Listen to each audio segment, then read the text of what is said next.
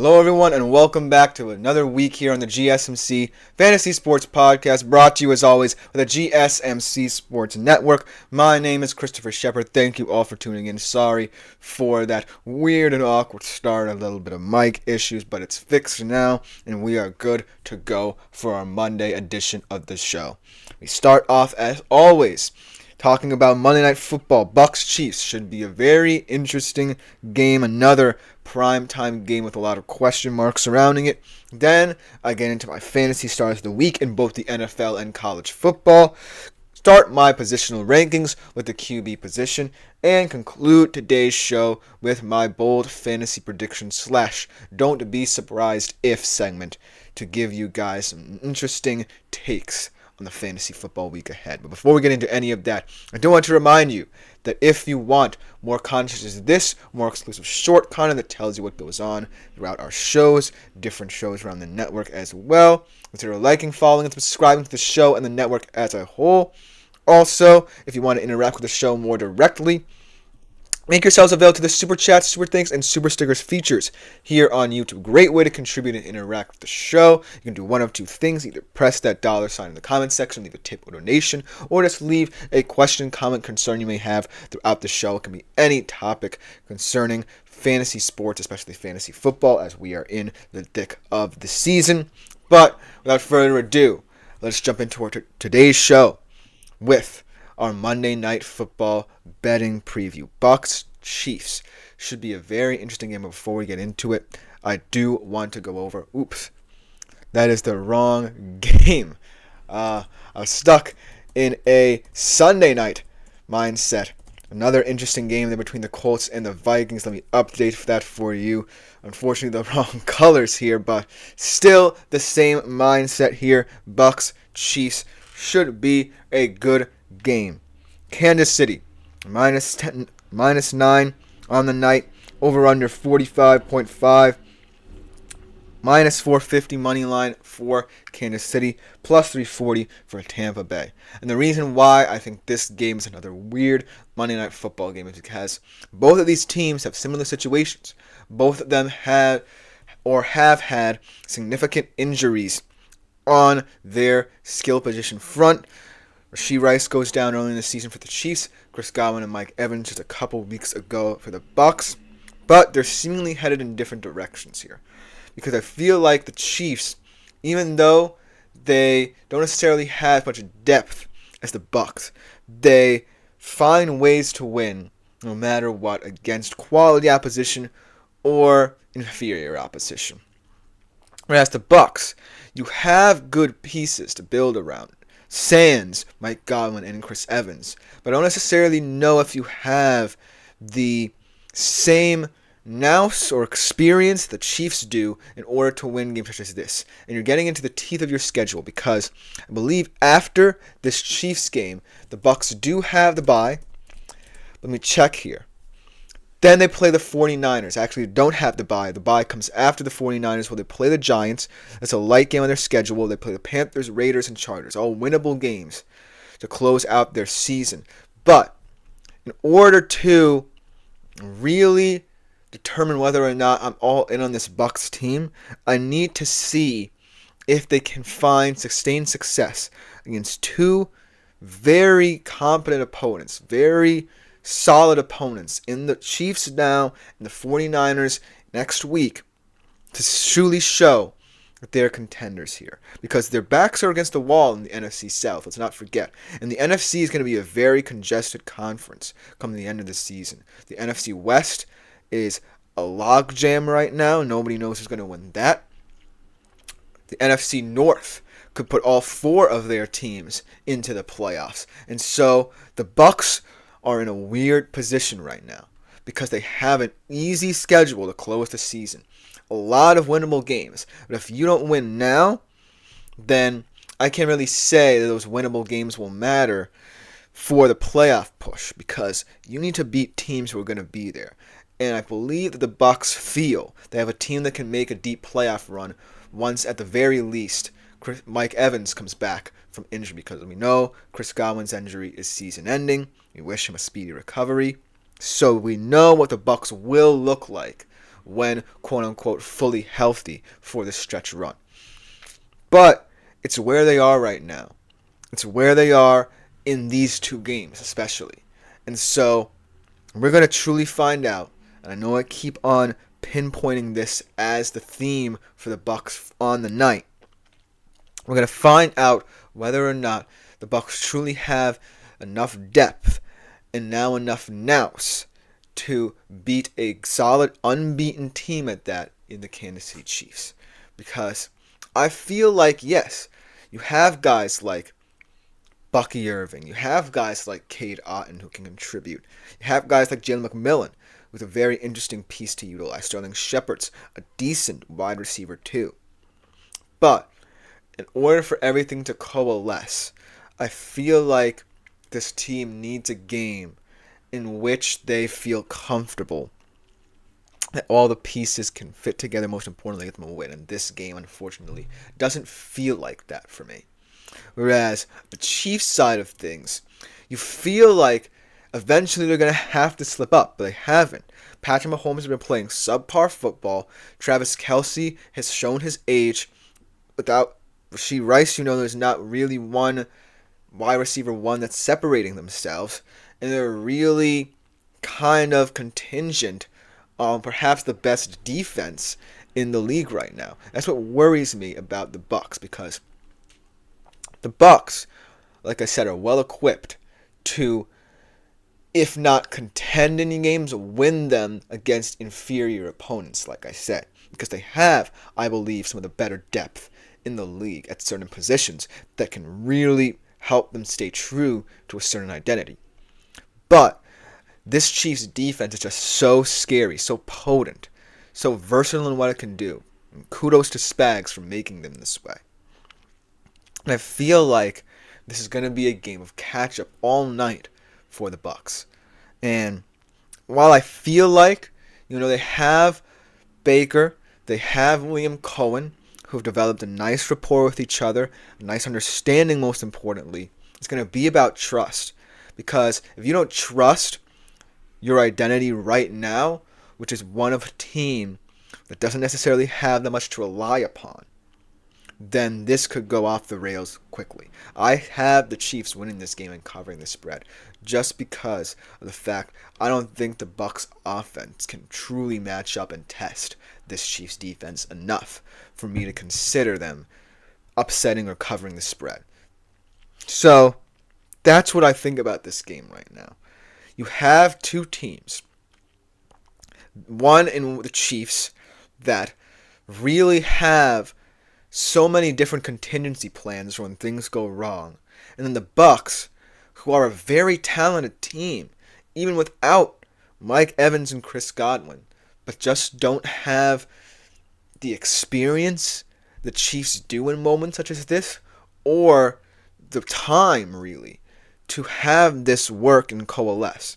Now, if there was a bye in between this week and the 49ers game, then I would have said that this game isn't necessarily a must-win for Tampa Bay. But it feels like it now. Yes, you have a very light schedule, perhaps the easiest schedule in the league after these two games are finished and over with. But it's not going to matter if you don't show me anything or show your fans anything. So that's what I feel for the Bucs. Whereas the Chiefs, if they lose this game, so what, really? But I feel like if they do lose, a lot of alarm bells will start ringing for some reason. And I feel like, the reason why the Chiefs are so good is that because they make you feel like you should panic about them, right? When things are going wrong, Patrick Mahomes is not playing well. He's not connecting with Travis Kelce as often. His receivers aren't playing up to their standard. Everything kind of feels a little bit off. But they still win football games. They're the only remaining unbeaten team in the league for a reason, and that is because they have a system that works whenever things go awry. And that's what separates them from the rest of the league. They're a team that, even if they look bad, you still have little to no worries about, just because of their record and their standing right now. Whereas the Bucs, they're trying to get to this level. In my mind, I view the Bucs kind of like a mini-me version of the Chiefs. They have the depth, they have the players, they have the excitement surrounding them. They just don't have the experience without guys like Mike Evans and Chris Godwin to really compete against teams like the Chiefs and Niners. So this is kind of like the game that will prove to be the trial by fire what the Bucs think they are. That makes sense. Because the Chiefs are the pariahs right now of the NFL. The Bucs are the protégés. They're kind of looking up to the pedestal of trying to reach that pinnacle the Chiefs have. But they haven't really put everything together. And this could prove to be one of those games where everything comes crashing down, like I said, to the Bucs. Now, in terms of the NFC playoff picture, if they lose, they're still in it. But they're not really in it in the sense that they can win their division and they have a respectable game at home. No, this is clearly a team that's going to have to sneak into the wild card picture and make do with what they get in the first round. So it's really going to come down to, for the Bucs, whether or not they can act a little bit Chiefs-like in these two games and show us something that matters and that is of quality, or on the Chiefs side of things, just continue being who you are and proving that the Bucs still are a team a couple pegs below you in the pecking order. So this game is going to be interesting. It's going to be fun. I hope that the Bucs give the Chiefs a good game, but right now, it feels like the Chiefs, whether it's in first or second gear, are levels ahead of other teams, especially those trying to follow their model. Let me know what you think about this game in the comments. Coming up next, we go to our fantasy stars of the week, starting off in the NFL. Should be a good segment. A lot of good performances around the league in terms of a fantasy perspective. We'll be right back after this short break. I feel like I'm losing my mind. Is everybody in the world blind? Please, Lord, give me a sign, a sign. I feel like I'm losing my mind. Is everybody in the world blind? Please, Lord, give me a sign, a sign. I wanna be the greatest. Everybody on the fake shit. I look around and feel like everybody is the fakest. I make this every day and I'm impatient, hoping one day I blow up from the basement. Statement, the top is so vacant. I don't hear shit that I think is amazing. Waiting for my day when I'm playing sold out shows for 1,000 faces. Hey, give me that crown, get in my way and to be put down. It ain't your place, all this my town. If I want that shit, then I'll get it right now. I'm losing it, the noose it fits. I'm losing shit, a stupid myth. You choose to live or choose to dip. You choose to fight or lose your grip and lose a gift. I feel like I'm losing my mind. Is everybody in the world blind? Please, Lord, give me a sign, a sign. I feel like I'm losing my mind. Is everybody in the world? Hello everyone and welcome back into the GSMC Fantasy Sports Podcast, brought to you as always by the GSMC Sports Network. Before we get into our second segment of the day here on the show, I do want to remind you, if you wish to interact with the show more directly throughout its entirety, make yourselves available to the Super Chat, Super Thanks, and Super Stickers features here on YouTube. Great way to contribute and interact. You can do one of two things. Either press that $sign in the comments section, leave a tip or donation, or just leave any questions, comments, or concerns you have throughout the show, whether it be about any of my segments or just any questions in general, looking for some fantasy advice. I love hearing your guys' opinions. It makes the show that much better. But without further ado, let's jump into our second segment of the day, talking about my fantasy stars of the weekend in the NFL. Now, I could have picked a ton of different performances. There were a lot of good ones throughout the week. Certain positions kind of rising above others in certain areas. I feel like this week was hard to gauge as well, just because we know kind of where most of these positions stand and how we view certain players at each position. but I wanted to add a little bit more variety this week. I wanted to give respect to certain players at certain positions that might not be getting it enough, and also respect those who have either refound their form or are just hitting their stride right now. And so, in this segment, you're going to see a lot of different players who might surprise you, but also some who seem right. Without further ado, let's jump right into our segment. Starting off the QB position. This one was very difficult to choose between because I could have picked a number of different players. I could have picked the Stars, Joe Burrow, Lamar Jackson, Josh Allen, even Tua having a decent game. But the one quarterback who impressed me the most is a guy who people have seemed to have forgotten about through no fault of his own, because his offensive philosophies have changed and his system has changed. But in certain moments, and even though it was against a Browns defense that, was kind of packing it in for the season, still an impressive performance that proves that this quarterback still has merit in the fantasy football world, and that is Justin Herbert. 18 of 27, 282 yards, 2 touchdowns, 19.48 fantasy points on the day. This is still an impressive performance. Yes, like I acknowledged, the Browns secondary, is a little bit frustrated, playing with a little bit of unease at the moment. Not necessarily having the opportunity to play with a lead as often as they would like. But this is still a defense that's one of the most revered in the league, and most respected in the league. And Justin Herbert, this season especially, has not necessarily been required to really pick apart defenses like he did against Cleveland. But in this game, it proves, that yes, Justin Herbert's adjusting to this new offense. When he's given the reins, he is someone who is still very effective for you with fantasy perspective. He's not the most attractive option out there right now, and I understand that. But you can't just not acknowledge a player anymore, even though he still has the talent to put up good performances. It's just that, it's the Harbaugh system. It's a new look on him. And so, certain games he's not going to put up these numbers. But you always have to respect a guy who can go out there, no matter the situation, and still perform, even though sometimes he just isn't required to as often. So I wanted to give Justin Herbert his flowers this week, even though I could have picked a numerous amount of talented quarterbacks around the league.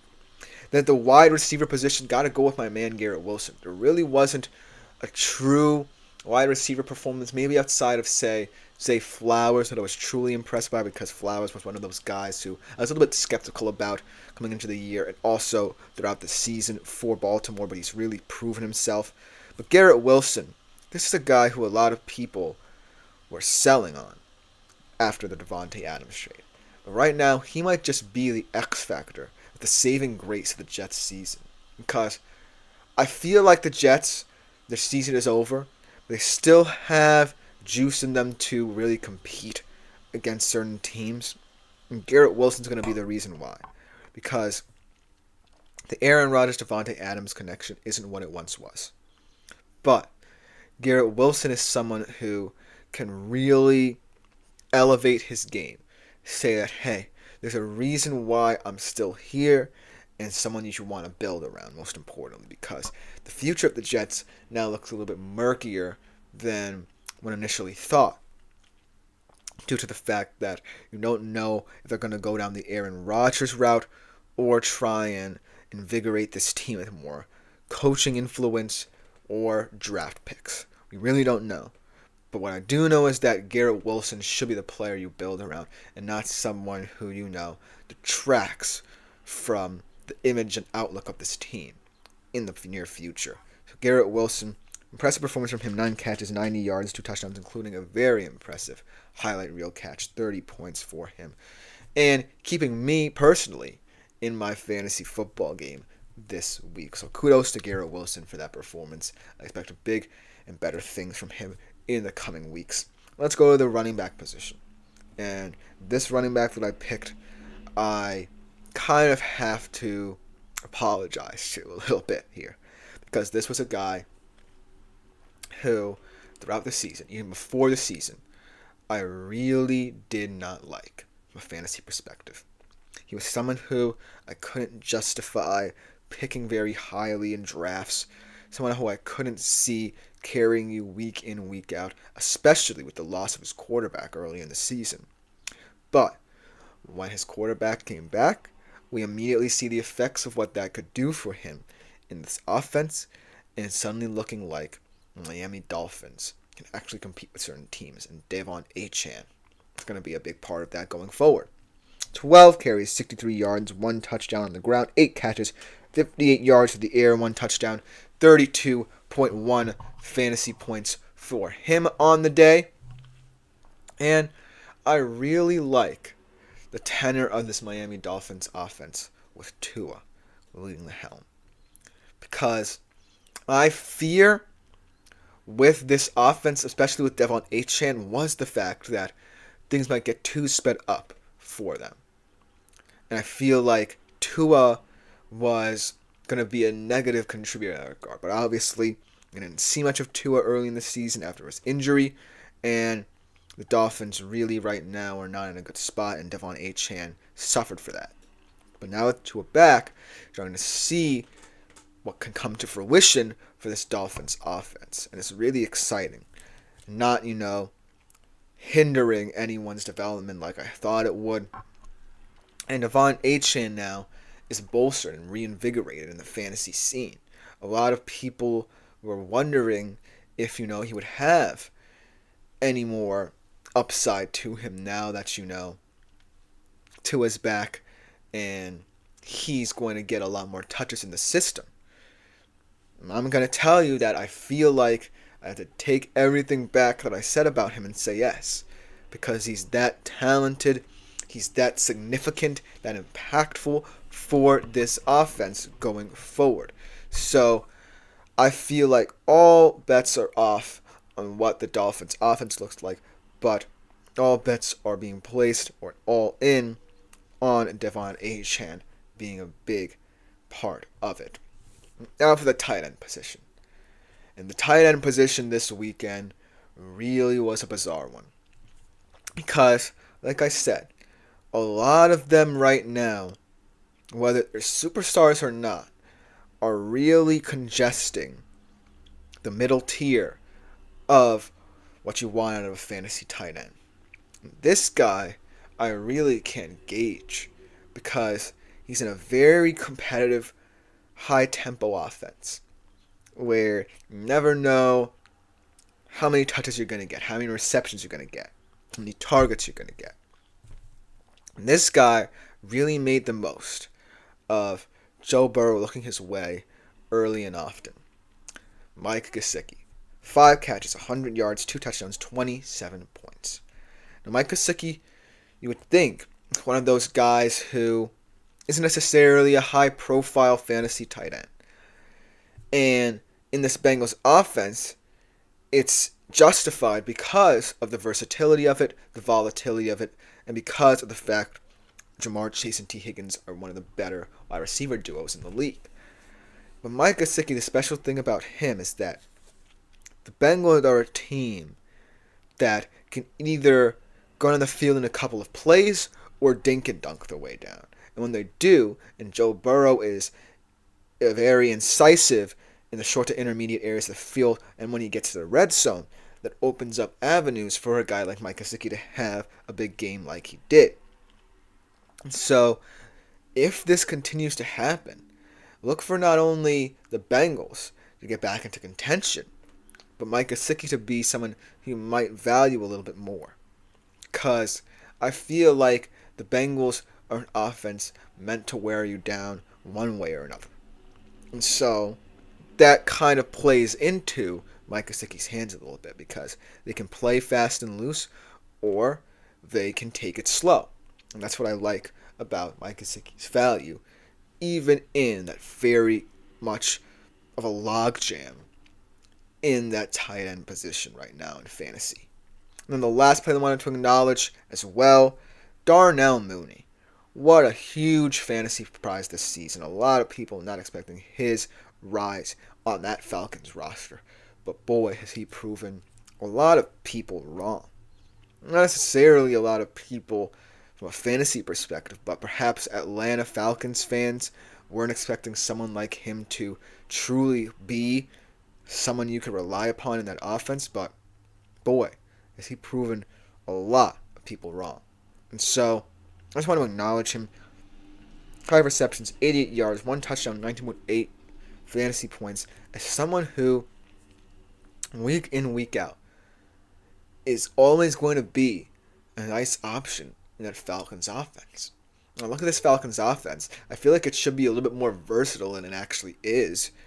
But when it does let loose, Darnell Mooney is the biggest beneficiary. And so I feel like going forward, he's always going to be a fun option to look into or have on your team. He's not always going to be a starting option, but I feel like he has a lot of value just for what he means to the Falcons offense, because they rely on him a lot to add verticality, add savvy to this roster that's not really living up to its standard. And so that's why I feel like Darnell Mooney is a pleasant surprise and deserves his flowers as well as my last fantasy stars of the weekend in the NFL. But let me know what you think in the comments, because coming up next, we're transitioning from our NFL fantasy stars to our college football fantasy stars. Gotta love me some college football, and I want to present to you my top guys from this week. We'll be right back after this short break. Looking for your daily fix of sports talk without having to pay for it? GSMC Sports Network is available on YouTube. Just search GSMC Sports Network. Get your fix of daily sports talk shows on YouTube, absolutely free. NFL, college football, NBA, MLB, MMA, UFC, fantasy football, and so much more. GSMC Sports Network has shows running all day long, with new sports shows starting every 2 hours. Just like on your favorite cable sports channel, except GSMC Sports Network is absolute. Hello, everyone, and welcome back into the GSMC Fantasy Sports Podcast. And for our third segment of the day here on the show, like I said, we're going to transition a little bit into the world of college football, talking about fantasy stars of the weekend in that department. A lot of these guys on this list are surprises, unsung heroes, or just guys who deserve their respect for what they've achieved throughout their seasons or just their careers as well. And I feel like this list is the most versatile, most diverse of all the lists I've compiled here on the podcast. And I appreciate that, you fantasy college football fans out there, however few or many you may be, seem to like this list, because it just goes to show how deep of not necessarily a thing, but how deep of a connection college football and fantasy college football will have for the future of the sport. And if you're a Dynasty League fan even, this adds a lot of value as well. To see so many unsung players who don't get a lot of media attention, who might go to smaller profile schools, how these segments could really help bolster, your mindset towards different modes of fantasy football, different ways to play. And so without further ado, let's jump right into my college football fantasy stars of the week.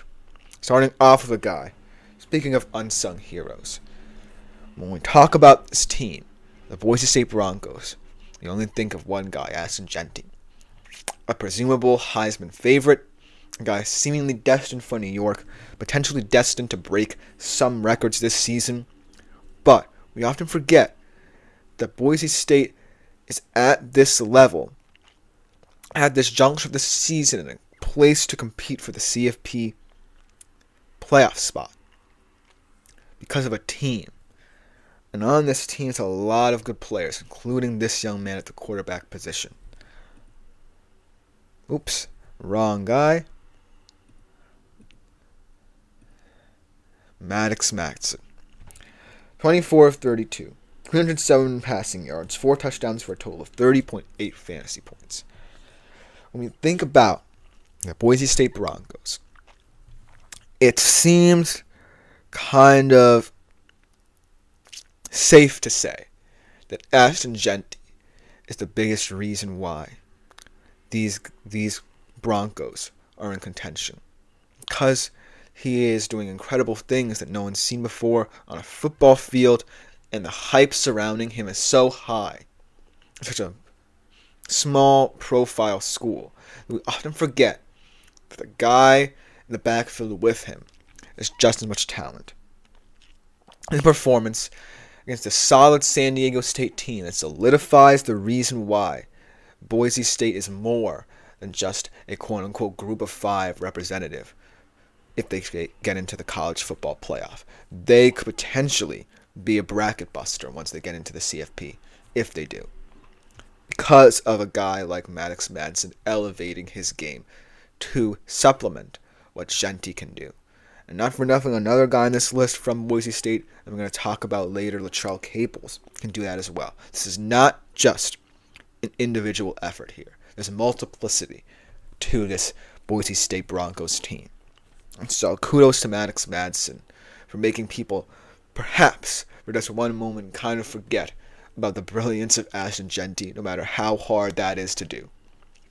I just wanted to applaud him for that. But speaking of solid quarterbacks, not unsung heroes, guys who are established in their college careers, let's talk of Mr. Jackson Dart a little bit. Kind of separating himself right now as perhaps the best quarterback in the SEC. Who would have thought we'd be saying that this late in the season? We have guys like Carson Beck, Quinn Ewers, Jalen Milroe in this conference. We often forget about a guy like Jackson Dart, but he, throughout his college football career, in this Lane Kiffin offense, has proven to be one of the most explosive, exciting young quarterbacks to talk about. He might not be a high draft pick, but his college career is at a place where a lot of people would be envious of what he's doing. This game is the second game where a SEC quarterback has thrown for over 500 yards and 6 touchdowns. Shout out to the other guy who did it, a former Seattle Seahawk, Drew Lock. That's an impressive stat to tell your friends. The only 2 quarterbacks in the SEC to do that, achieve that stat. And Jackson Dart looked very impressive doing it. And a potential trap game, nonetheless, against an Arkansas team that could have beat them on a good day. 25 of 31, 515 yards, 6 touchdowns for a total of 49.3 fantasy points. We talk about quarterbacks that, from an interesting fantasy perspective, if you are a Dynasty League player, if you are a fantasy college football enthusiast even, Jackson Dart is someone you can get behind. He may not be the attention getter, or he may not even seek attention like other SEC quarterbacks. But he is one of the most solid in the entire conference, and should he have an NFL career, always look out for him as someone who can develop and grow because he's showing impressive traits and numbers to prove it and back it up. Can separate him from a lot of different quarterbacks in that kind of draft discussion. Even if he doesn't even enter this year's draft, he may, I believe, still be eligible for one more year of college play. But wherever his career takes him, just know that he's a very special player that you can't ignore. Not many people come around and put up this stat line in the competitive SEC, and Jackson Dart is one of only 2 people to ever do so, so I wanted to give him his flowers as well. Let's get to some skill position players. Speaking of records being broken, let's talk about Xavier Restrepo. This is a guy this year may have been a little bit disappointing to some people. May not have lived up to the lofty standards of being a wide receiver 1, perhaps the deepest, most impressive, fearsome wide receiver cores in the country. This game proves why. I believe the records he broke in this game were for most receiving yards, most receptions, I believe most receiving touchdowns by a Miami Hurricane. truly someone who Miami Hurricanes can really appreciate as a player, but not necessarily someone who we've mentioned a ton of on this show, just because, of how well this Miami Hurricanes offense operates, even when star players might not be playing up to par. But Xavier Restrepo, on a record-breaking day, 8 catches, 146 yards, 3 touchdowns, 36.6 points, has to be included on my list. He's been a standout player in his college career, finally with an opportunity to do something special, to end his college career with a national championship for a Miami team that, by hook or by crook, has looked really good, one of the only remaining unbeaten teams in the country. And Xavier Restrepo, someone, like I said, who may not have been the best this season, may not have lived up to his lofty goals that he set for himself. But he still has the ultimate goal ahead of him. And because of this team, because of its value, because of the players around him, he can rely upon a foundation that wasn't necessarily there at the start of his career. That if he ever plays poorly, he knows his team can lift him up, and he knows that he in turn can lift them up as well in certain performances. Because Miami has it. They have the it factor to be a national championship contender. They have some things on the defensive side to kind of fix, but on the offensive side, they can score with anybody. But it's all going to be about the trust this roster has in each other and the special moments it can create, like Xavier Restrepo's record-setting day on Saturday. And the last player I want to acknowledge is a player who not many people may have heard of, but certainly someone who has been around the block a little bit. A junior at Oklahoma who kind of needed a pick-me-up in, albeit a very cupcake game against an FCS main squad that was not necessarily going to compete in this one, but just showing this offense still has some hope to it. Javonte Barnes, 18 carries, 203 yards, 3 touchdowns, 40.7 fantasy points.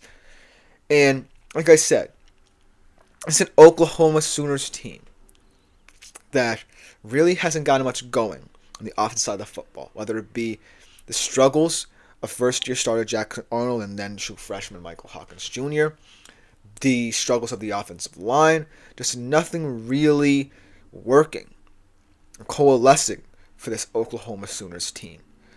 But, this felt like a wake-up call, and in a game where they felt like they had to get right against an FCS squad, Javonte Barnes proved that there might be some hope in their stretch run to go bowling, get a nice bowl game, because they aren't necessarily going to compete for the CFP.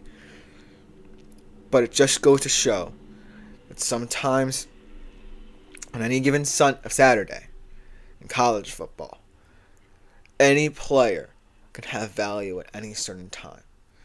And yes, sometimes you have to find the matchups.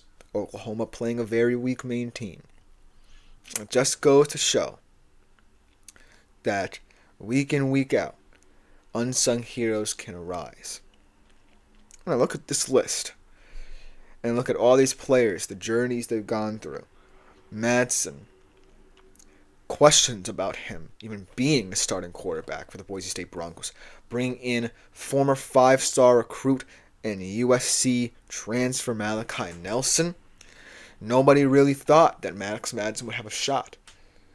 And he's given it, and he's captained this team very well, with Ashton Genty, a special player in the backfield with him. And ultimately, they're in prime position to be the Group of 5 representative in the CFP for Jackson Dart, a player who a lot of people in the SEC have incredible respect for what he's done in his career at Ole Miss. Perhaps not necessarily going to have a playoff spot to talk about in the latter stages of his career, but I still think there's merit to what he's done to elevate this Ole Miss program.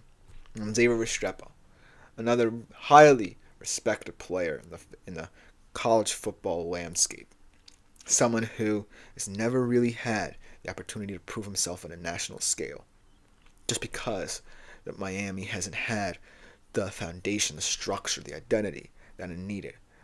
And finally, he has a quarterback, a team around him that can bolster him and elevate him and lift him up so that even in a season where he might not be playing up to his standard, on a record-breaking day, he can be appreciated. So that's just about all I have to say for my college football fantasy start. But coming up after this short break, we start my positional rankings for Week 10 of the NFL with my QBs. So you definitely don't want to miss this one. We'll be right back after this short break.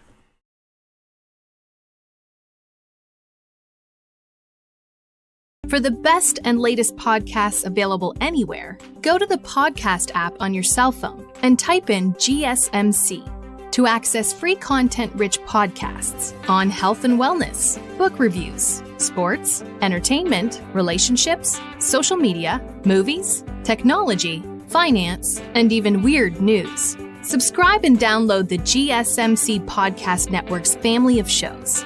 Available. Hello, everyone, and welcome back into the GSMC Fantasy Sports Podcast. And for our fourth segment of today's show, we start my weekly positional rankings for Week 10 of the NFL season with my QBs. And this might just be the list that is most contentious for me. The QB position has been such an interesting position to diagnose, to analyze throughout my career here, the GSMC Fantasy Sports Podcast, talking about fantasy football.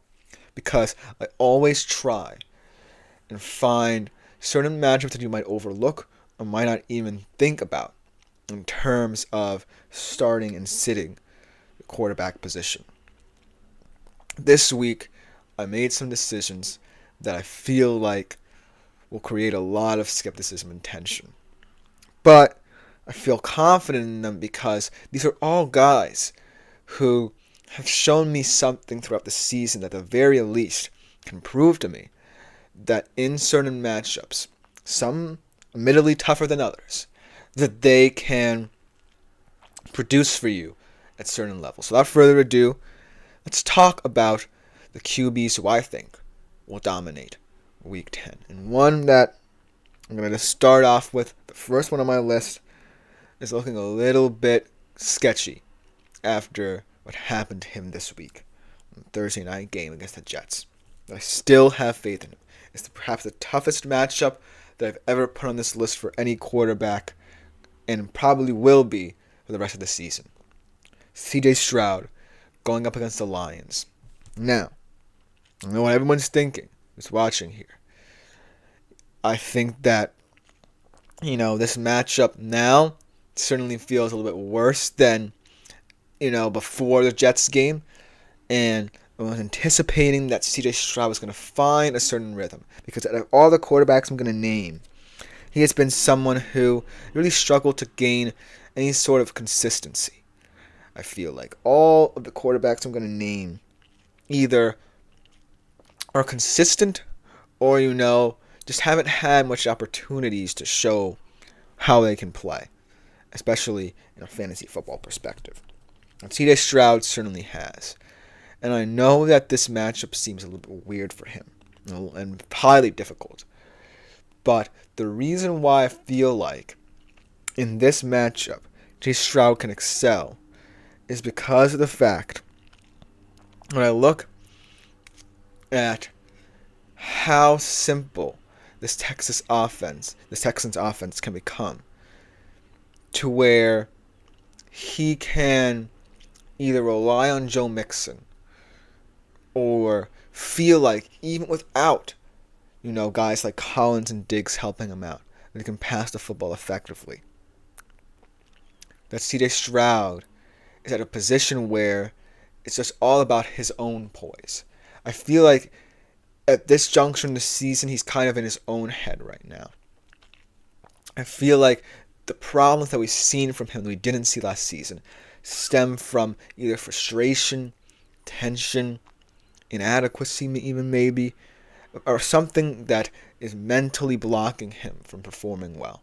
It's not necessarily, anything to do with play calls offensive identity or anything like that. I think it's just a mental barrier that is preventing CJ Stroud from being, a guy you can rely on week in, week out. And there's no better place for mental barriers to be broken than against the Lions in a very important game for both of these squads. Because the thing is, even if the Texans lose this game, they very well could, because the Lions could be the best team in football right now. CJ Stroud and the Texans would be in a good place. That's why I'm taking a risk here. Because the Texans are a team that still, despite whether or not they lose or win this game, still feel like in a weak AFC South, they're going to win the division. And so, that's why I feel like CJ Stroud is someone you should still have hope for. Just because you know there's going to be little to no pressure going forward for him in games of this nature and magnitude. Just because he knows that Texans have headway in this AFC South race. And so that's why, when thinking about fantasy QBs, while he might not be appealing, CJ Stroud in certain matchups could play better than you think. And I'm going to take him boldly in this Lions game. And the second guy I want to talk about, Russell Wilson. Let's talk about him a little bit. This is going to be a very interesting game. I'm going to be talking about this game all week. Coming off the bye, though, going up against the Commanders, I feel like Russell Wilson's one of those quarterbacks who, no matter whether it's after the bye or in the flow of the week, always feels like someone who's going to be prepared for whatever task is ahead of him. And the Commanders right now feel like a team that have been very impressive all season, perhaps even more so than Pittsburgh. But yesterday against the Giants showed some vulnerabilities, especially in the defensive side of the football. And I know it sounds crazy considering the fact that, Daniel Jones only had one touchdown pass and 0 yards in the first half. I know that's a weird stat, but it's still, a little bit sketchy for me to consider the Commanders that much more elite than the Steelers. And what I like about the Steelers right now is that they have so much more options available to them with Russell Wilson at the helm, especially in the passing game. And Russell Wilson is not going to sit back and have the game come to him like Daniel Jones. He's going to attack early and often. He's going to be very comfortable under center, and play action, rolling out, doing whatever is required of him. And you know that he, especially after a bye, is going to always come ready to play. And so that's why I feel like Russell Wilson is going to be someone to watch this week in fantasy, because even though a lot of people might not want to start him, maybe he's still up there on waiver wires just because nobody knew what the Steelers were going to do with the QB position. But I feel like he's proven himself enough that he can have a lot of value, not even just as a starter, but in a super flex league, 2B2. He's proven that he can do it against teams, yes, not necessarily up this level of the Commanders and going forward of potentially Baltimore, Cincinnati, but he still can prove to be someone who's competent enough to get the job done for the Steelers week in, week out. And the third guy, another kind of weird one, but playing in a much easier matchup than he had this week, Caleb Williams, kind of ran into a buzzsaw. It's a very motivated, all of a sudden, Arizona Cardinals team that's proving that they're more than capable of competing in the NFC West, as scary as it is as a Seattle fan. But Caleb, even though he looked like he regressed a little bit, not as comfortable as he was with the past 3 weeks, he still has merit as someone who can, in certain matchups, find his footing. And not for nothing, this is the easiest one to pick in terms of matchups, because he's playing a Patriots team that has a lot of emotionality to it now with Drake May, a lot of grit now, a lot of toughness to it, but I still think that Caleb Williams, this game, he's going to wipe from his memory, he's going to wipe the slate clean, and go into this Patriots game knowing that he should be a heavy favorite, and he should be confident enough to get back to what we saw in that 3-week sample of some of his best football in the NFL to date. So that's why I feel like Caleb has a lot of value this week. And the last one, this one I kind of feel like could go either way. Because like I said, he was my first NFL fantasy star of the week. But I still feel like, this is going to be one of those trap games potentially where Harbaugh's going to be insistent on one thing when I feel like it can play into the other. So Justin Herbert actually is a little bit more skeptical in my mind than CJ Stroud against the Titans, even though it's a much easier matchup on paper. The reason why I feel that way is because I love Justin Herbert and what he's done against the teams he can potentially pass against, let's say, has been nothing short of impressive. Against the Cardinals, very efficient. Against, like I said, Cleveland, very efficient as well. Probably can be efficient against the Titans, but it's all up to the game plan that Harbaugh puts forth for him. And I feel like, this Titans defense is actually pretty physical.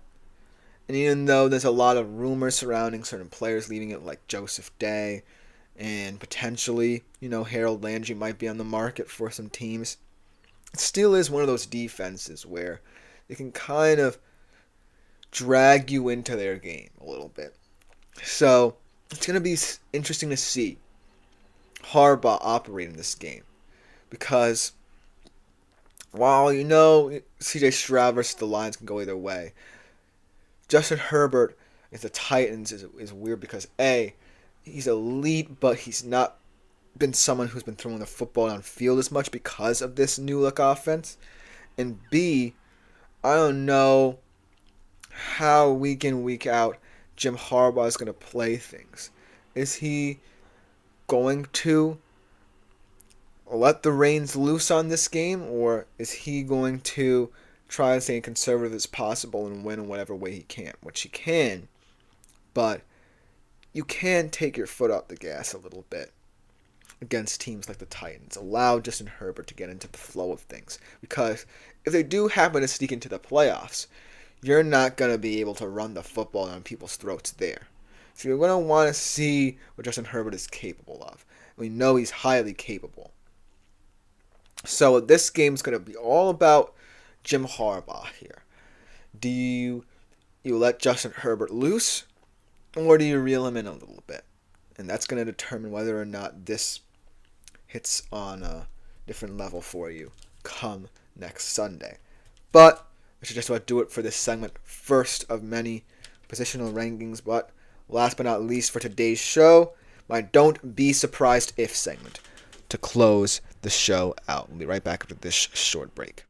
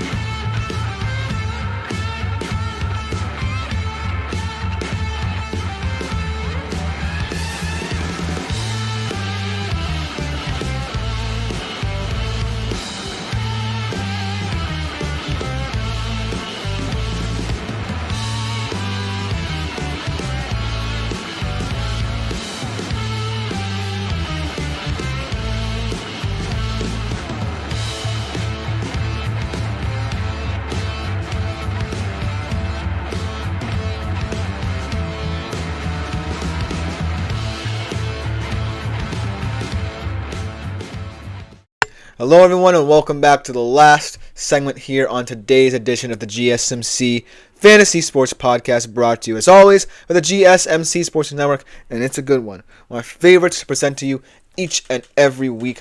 My Don't Be Surprised If segment, where I present to you some bold fantasy takes that I believe can be viable plays for this week. So without further ado, let's jump right into it.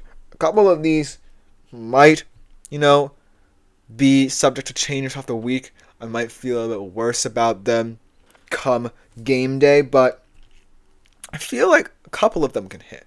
Others might just as well be long shots, but that's why we do this segment. But without further ado, let me just shut up and get into it.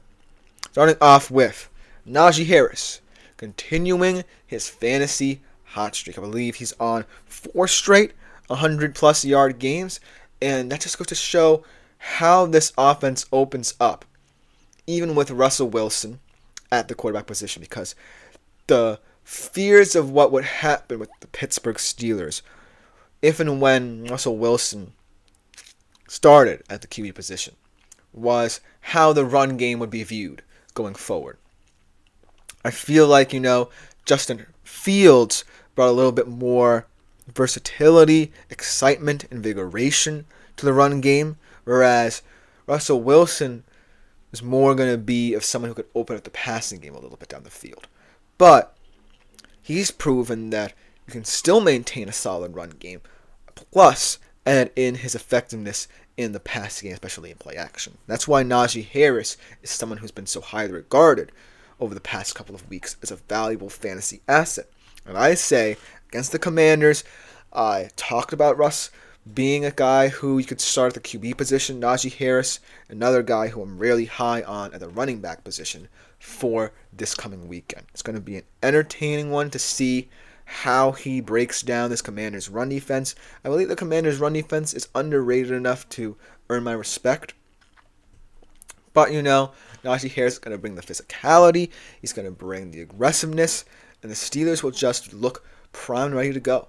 I feel like they could play a 17-game schedule right now with Russell Wilson at quarterback and not get tired and not, feel like they have to really push to succeed. They did take their foot off the gas a little bit against the Giants there at the end of that game, but I still believe that Najee Harris is going to be a special fantasy player in these next couple of weeks.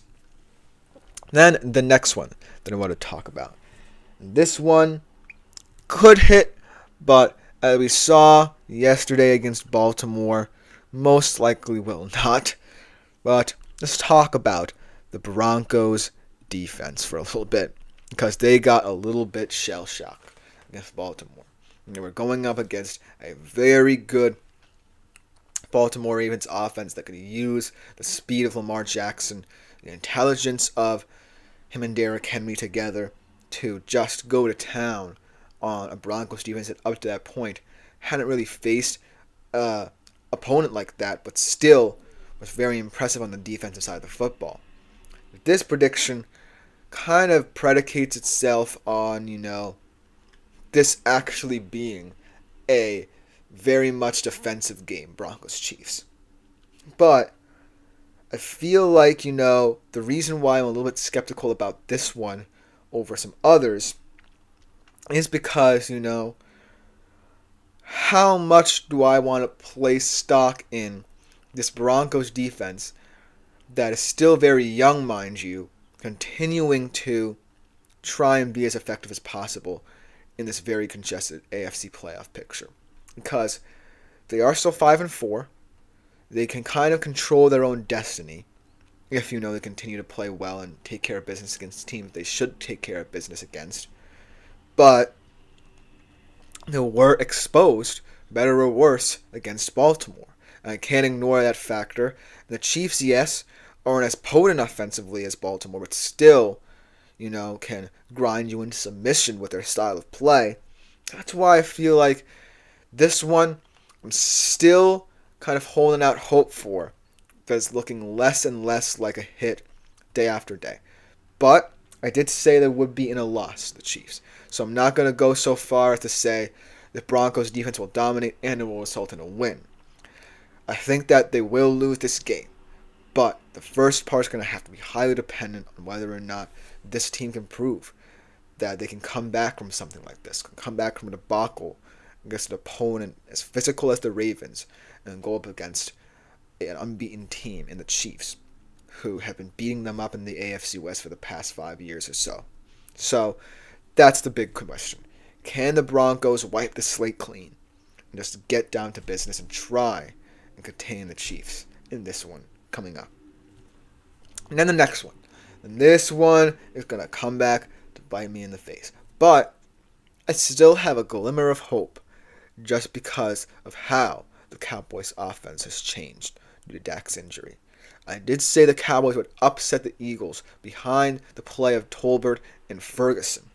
And the reason why I still feel like there's a small percentage chance that one of these things can happen, maybe not the upset anymore, is because Dak Prescott, I feel like, was tracking this team down. You might be surprised to hear that, but I feel it's the truth. The reality was, Dak Prescott was so consumed with him and CeeDee Lamb being the stars just because of the money tied to them, because of the storyline surrounding why they wanted to stay in Dallas.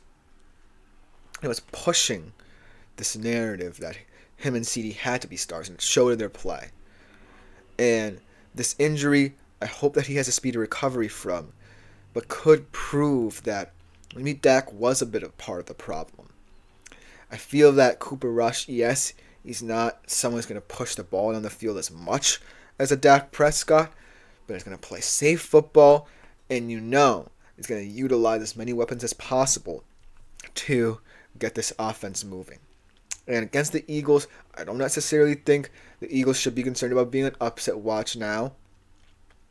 But I think I'm going to see, and you're going to see some things that we haven't seen before. Guys like Tolbert and Ferguson coming into their own. Just because there's now less pressure on these role player types or these skill position players who could be stars if they were given the chance but just haven't necessarily gotten that chance to really prove that they themselves can contribute. Because a lot of the frustrations might come from them in this Cowboys locker room because of the fact they've not been used to full effect. But now, I think we're going to see a lot of these players really come into their own on the stretch for the Cowboys here. Maybe not to the tune of some upsets, but to the tune of actual offensive identity. The fourth one I have here, kind of along that same through line, Jake Ferguson in the fantasy top 5. Might have to lower that number a little bit.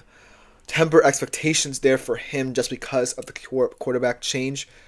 But I do feel like Jake Ferguson has a lot of upside to him, even with Cooper Rush at the helm right now.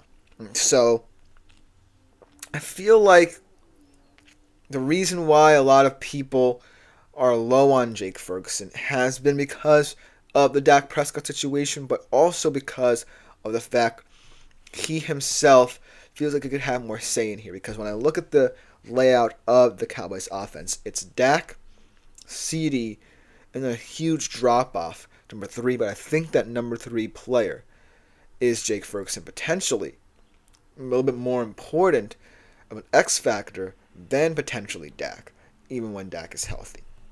Just because of the physicality he can bring to this team. I think they lack that in terms of their style of play. They don't have enough grit and physicality at the point of attack to really hurt teams. And so that's why I feel like Jake Ferguson can take this opportunity without Dak Prescott to prove himself to be an integral part of this team's foundation. And not to the tune, like I said.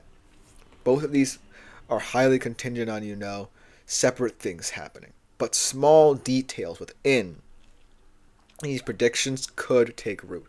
So I'm saying that Jake Ferguson this week would have been in the top 5 in my opinion had Dak played, but might have to be taken down a peg just because of Cooper Rush. But I still think, this prediction can hold true, funnily enough, because of Cooper Rush as well. So this is a weird one where you kind of feel like the QB change might temper expectations surrounding it, but could be a interesting characteristic of what makes this take stand out. So that's why I felt like I'd still include it here for you. The last one I want to talk about to end today's show, Josh Allen, not a top 5 quarterback at the position. I have to look up this game again because I'm completely blanking on who they're playing. But I feel like, sometimes this season for Josh Allen has been too good to be true as he faces the Colts. So that's an interesting matchup there. But I feel like, again, what I was saying is that some moments for Josh Allen this season have felt a little bit too good to be true. I still love him as a player, still love him as a fantasy prospect. But I feel like something's going to give in a game like they're going to be playing against the Colts, a team that can frustrate you enough to really make it a little bit more difficult to settle in. I feel like, Josh Allen is at its best when people least expect it. You know what I mean? In games such as this, you kind of feel like there's a fear factor involved where he's going to potentially push a little bit too far. And that's why I feel like you can't always pencil him in as a top 5 guy week in, week out. There are going to be games where he's going to look like the best thing on earth. But there are going to be games, actually trap games as well, that he's not going to perform up to his standards. And this generally feels like it. Because I feel like the Colts defense is getting respected. They had a fantastic performance last night against the Vikings. And they can do it again to an even more experienced offense in the Bills.